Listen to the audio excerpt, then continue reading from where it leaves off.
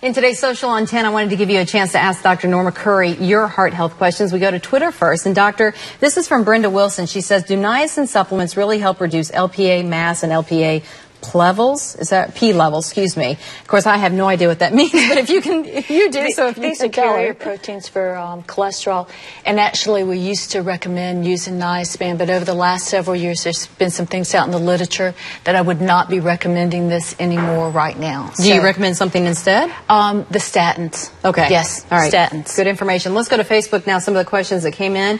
We have one now from Kristin Hernandez. Doctor, she says, what causes your heart to flutter when walking or just sitting? My mom's flutters and feels like it's cutting flips. Many things can cause that. Some people have arrhythmias like atrial fibrillation, simple things like being dehydrated, thyroid problems, too much caffeine, supplements.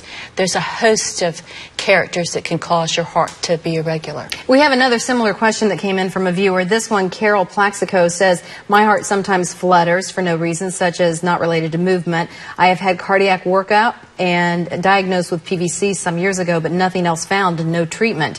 Is treatment needed for Carol?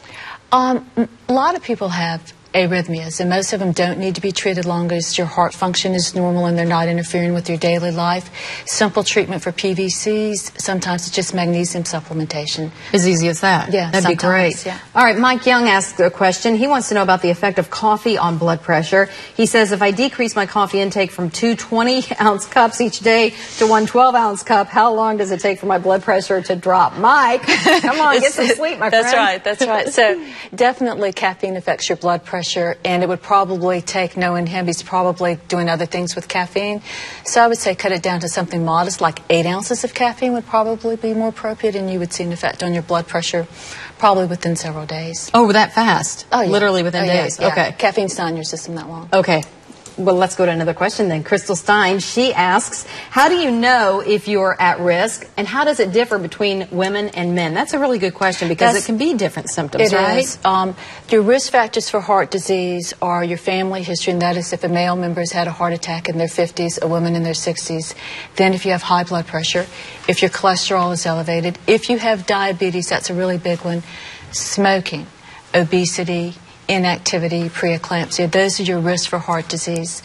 And so if you have one of them, your risk increases twice. If you have 2, it quadruples. 3, it's tenfold.